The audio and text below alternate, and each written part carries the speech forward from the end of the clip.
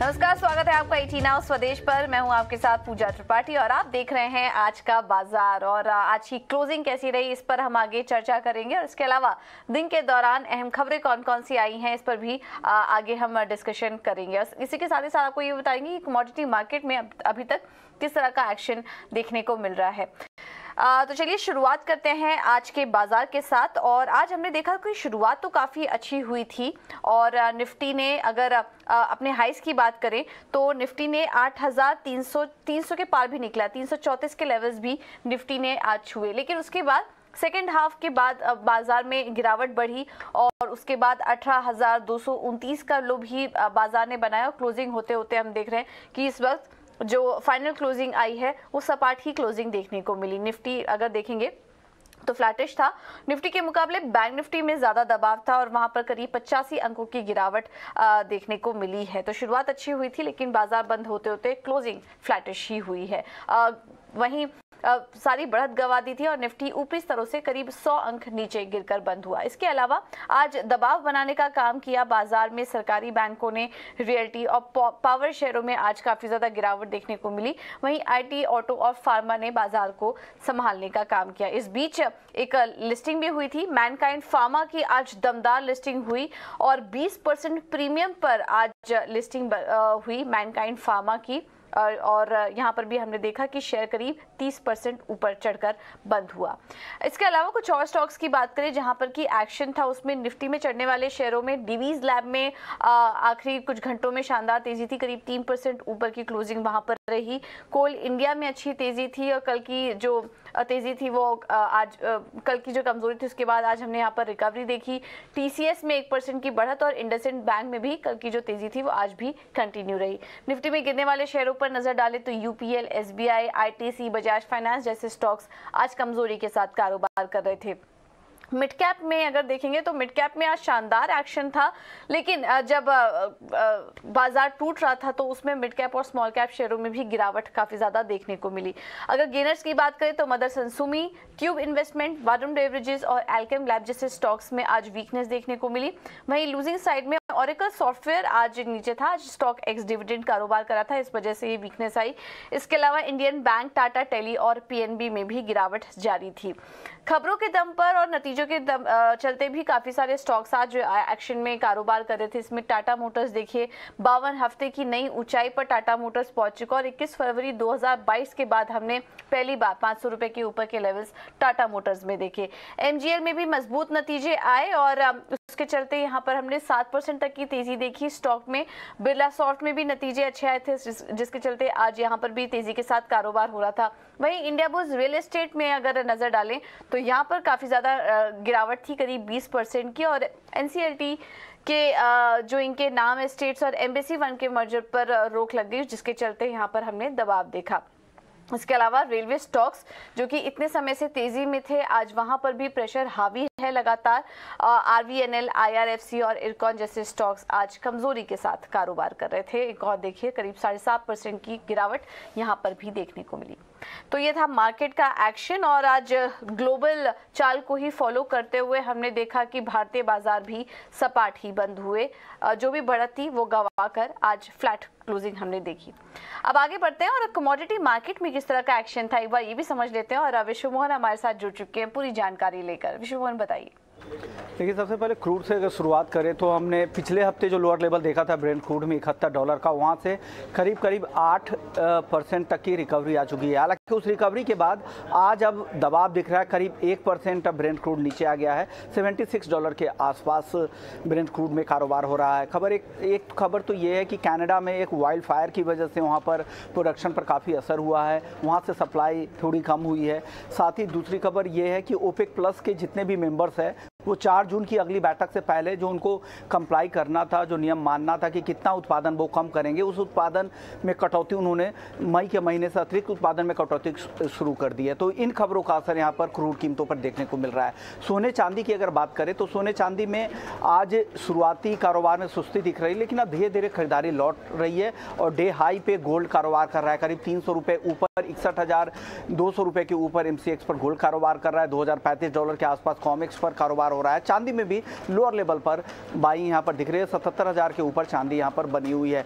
अब फेड की जो अगली बैठक जून में होगी, उस बैठक को लेकर यही संभावनाएं लगाई जा रही है कि जो ब्याज दरों में लगातार बढ़ोतरी का जो सिलसिला चल रहा था उस पर ब्रेक लगाया जा सकता है और जुलाई में हो सकता है कि ब्याज दरों में कटौती भी की जाए। तो कटौती की भी संभावना जुलाई में 30% से ज़्यादा दिख रही है। तो ये कुछ ऐसी खबरें हैं और साथ ही कल यूएस सीपीआई के नंबर भी आने वाले हैं, तो महंगाई के आंकड़ों पर भी फेड की नज़र रहेगी। तो इन तमाम आंकड़ों के बीच हालांकि अभी गोल्ड सिल्वर में खरीदारी ही दिख रही है। तो सोने चांदी में तो खरीदारी है, लेकिन क्रूड में अब दबाव दिख रहा है। ये एक अपडेट कमोडिटी मार्केट से। बहुत बहुत शुक्रिया विश्व मोहन आपका ये सारी जानकारी देने के लिए। अब आगे बढ़ते हैं और उन खबरों पर फोकस करते हैं जो कि जिनके चलते आज स्टॉक सेक्शन में थे। इसमें आईबी रियल एस्टेट पर बात करें, इंडिया बुल्स रियल एस्टेट पर, जहां पर क्या जोरदार गिरावट देखने को मिली, इसके पीछे की वजह क्या थी, ये बताने के लिए वामाक्षी हमारे साथ जुड़ चुकी है। वामाक्षी बताइए। जी बिल्कुल, India bulls real estate focus में है। हम देख रहे हैं कि स्टॉक में भारी गिरावट आ रही है। कंपनी ने अनाउंस किया कि जो नैम एस्टेट्स और एम्बेसी 1 का मर्जर था into India bulls real estate, यहाँ पर थोड़ा डिले नज़र आ रहा है। इनफैक्ट एनसीएलटी चंडीगढ़ बेंच की तरफ से जो सैंक्शन आने वाला था वो एनसीएलटी ने विथहेल्ड कर दिया है। एनसीएलटी चंडीगढ़ बेंच ने पहले भी कंसर्न्स रेज किए थे, जो ऑब्जेक्शंस आए थे इनकम टैक्स डिपार्टमेंट की तरफ से, इन पर उन्होंने कंसर्न्स रेज किए थे पहले भी। इसके अलावा अगर हम देखें तो बैकग्राउंड जान लेते हैं ये पूरे केस का। तो जैन 2020 में हमने देखा था कि ये मर्जर की अनाउंसमेंट पहली बार हुई थी।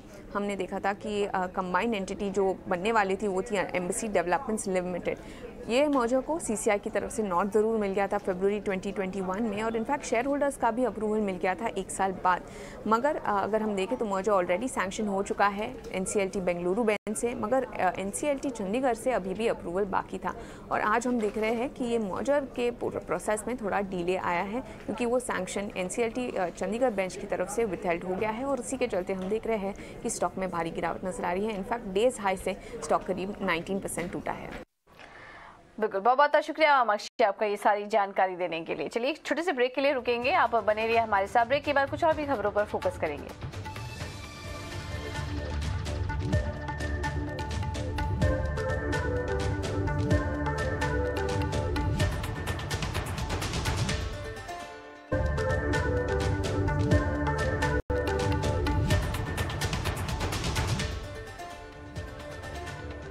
ब्रेक के बाद आपका स्वागत है और ऑटो इंडस्ट्री पर फोकस करते हैं। इससे जुड़ी खबर आ रही है कि डीजल वाहनों पर ऑटो इंडस्ट्रीज रोक के खिलाफ है। एनर्जी ट्रांजिशन पर रिपोर्ट को लेकर ऑटो कंपनियां जल्द पेट्रोलियम मंत्रालय के अधिकारियों से मिलने वाली हैं। इस पर और डिटेल्स जानते हैं सुमित चतुर्वेदी से। सुमित बताइए। तो ये प्रपोजल है ऑयल मिनिस्ट्री का, पेट्रोलियम मिनिस्ट्री का, और इसके बाद जो ऑटो उत्पादक हैं वो इस बात को लेकर काफ़ी नाराज़ से लग रहे हैं कि ये प्रपोजल इनके खिलाफ क्यों आया है। इसको लेकर वो ऑयल मिनिस्ट्री से मिलने की भी का भी प्लानिंग कर रहे हैं। वो मानते हैं कि इससे काफ़ी नुकसान होगा पूरी अर्थव्यवस्था को, जिसका 50% हिस्सा मैन्युफैक्चरिंग का ऑटो क्षेत्र से आता है। ये प्रपोजल इस तरह है कि एक कमेटी बनी थी ऑयल मिनिस्ट्री की, जिसने कहा कि जितनी भी डीजल गाड़ियां हैं वो 2027 तक बैन हो। उन शहरों में जहां जनसंख्या 10 लाख से ज़्यादा है, और साथ में ही टू व्हीलर्स जो दुपहिया वाहन हैं वो भी बैन हो, और ये होना चाहिए 2035 तक। इससे काफ़ी कंपनियों को नुकसान होगा। Ashok Leyland, Tata Motors, Maruti Suzuki, TVS Motor, Hero Moto और बजाज ऑटो को। सो कंपनियां इस बात को लेकर काफ़ी नाराज़ हैं और निराश हैं कि ऐसा प्रपोजल क्यों बनाया जा रहा है, जिसके लिए वो अब अपना एक पूरा रिकमेंडेशन करने वाली हैं मिनिस्ट्री को, और बताने वाली है कि इससे कैसे उन्हें नुकसान होगा। सो ये नया डेवलपमेंट है। इससे बहुत बड़ी ये बात हो जाएगी कि डीजल गाड़ियाँ पूरी तरह से बैन करना सरकार के लिए मुसीबत बन जाएगा, क्योंकि कंपनियां Tata Motors, Mahindra and Mahindra, Maruti Suzuki, ये डीजल पे काफ़ी निर्भर हैं। इंडिया का एक बहुत बड़ा हिस्सा जो है भाड़े का, वो भी डीजल पर निर्भर है, और इनको सबको बैन करना बहुत ही इन सब कंपनियों के लिए खतरनाक हो सकता है। और आज टाटा मोटर्स भी फोकस में था। टाटा मोटर्स का शेयर 500 के पार निकल चुका है। क्यों दौड़ लगा रहा है टाटा मोटर्स का शेयर, ये उस पर पूरा एनालिसिस लेकर सृष्टि हमारे साथ जुड़ चुकी है। सृष्टि बताइए। हाँ, टाटा मोटर्स ने अपने निवेशकों को 1 साल से भी ज्यादा का इंतजार करवाया है 500 के लक्ष्य के ऊपर आने के लिए। फरवरी 2022 के बाद आप देख रहे होंगे कि टाटा मोटर्स का शेयर तेज दौड़ लगाता हुआ आज 500 के भी पार निकला है और अगर मार्च के लोज से देखें तो ये स्टॉक में करीब 28% की तेजी आई है। क्या है इसके पीछे की वजह और क्या कुछ चल रहा है कंपनी के साथ, वो समझते हैं। सबसे पहले जो सबसे निकटतम ट्रिगर है कंपनी का वो है 12 मई की बोर्ड बैठक, जहां पे कंपनी अपने नतीजे तो घोषित करेगी ही, साथ ही साथ एक डिविडेंड का भी ऐलान करने पे कंपनी के बोर्ड विचार करेगा और 6 साल के बाद टाटा मोटर्स की कंपनी जो है एक डिविडेंड ऐलान करते हुए नजर आएगी। और हालांकि एनालिस्ट की उम्मीद है कि जिस तरीके का मूड माहौल है, बहुत ज्यादा डिविडेंड की उम्मीद तो नहीं है, पर जी हाँ, दरवाजे खुलते हुए नजर आ रहे हैं वित्तीय वर्ष 2025 के लिए, जहां पे आउटलुक और भी मजबूत आते हुए हम देख सकते हैं वित्तीय वर्ष 2024 और 25। अब समझते हैं कि फंडामेंटली क्या कुछ बदला है पिछले क्वार्टर में और साथ ही पिछले साल में। अगर हम देखें तो JLR, जो कि अब तक का टाटा मोटर्स का पेन पॉइंट था, उसके फाइनेंशियल्स इंप्रूव होते हुए नजर आए हैं। चौथी तिमाही का बिजनेस अपडेट काफी मजबूत था। वहां पे कंपनी ने यह भी बोला कि अब जो अपनी कैश फ्लो की सिचुएशन देखेंगे, यहां विद क्वार्टर 4 में वो $800 मिलियन रहेगी, जो कि क्वार्टर 3 के मुकाबले काफी ज्यादा रहेगी। और साथ ही FY23 पूरे साल में भी ये अपना फ्री कैश फ्लो करीब 500 मिलियन पे खत्म करते हुए नजर आएंगे, जो कि एक बड़ा पॉजिटिव है, क्योंकि कहीं ना कहीं पिछले कई साल से ये हम नेगेटिव में फिगर देख रहे थे। इसके अलावा भारतीय बाजारों की बात करें तो वहां पे हम जानते ही हैं कि ईवी में इनका दबदबा है, कमर्शियल व्हीकल, पैसेंजर व्हीकल वो भी काफी स्ट्रांगली परफॉर्म कर रहे हैं और आगे की गाइडेंस में भी कंपनी का भरोसा कायम है, जहां पे FY25 तक ये नेट कैश पॉजिटिव होने की योजना रख रहे हैं। पूरा फोकस है कर्ज कम करने का टाटा मोटर्स पे और साथ ही मार्जिन को ले भी कंपनी ने गाइडेंस दिया है, जहां पे FY25 में ये अपने जो EBIT मार्जिन्स हैं उनको वापस से 10% के आसपास लेकर आना चाहते हैं। तो ये गाइडेंस टाटा मोटर्स की तरफ से आती हुई। अब टेक्निकल लिहाज पे भी एक बार बात कर लेते हैं, क्योंकि 500 का एक स्तर हम आपके लिए हाईलाइट कर रहे हैं। तो वायदा बाजार में एक लॉन्ग बिल्डअप होते हुए देख रहे हैं, साथ ही साथ जितने भी की मूविंग एवरेजेस हैं उसके ऊपर टाटा मोटर्स ट्रेड कर रहा है। तो चौतरफा तेजी और कई सारे पॉजिटिव ट्रिगर्स टाटा मोटर्स के लिए, और इसलिए आप ये रैली देख रहे हैं। थैंक यू सृष्टि, ये सारी डिटेल्स के लिए। चलिए फिलहाल इस बुलेटिन में इतना ही, लेकिन आप बने रहिए टीना स्वदेश के साथ। खबरों का सिलसिला आगे भी जारी रहेगा। नमस्कार।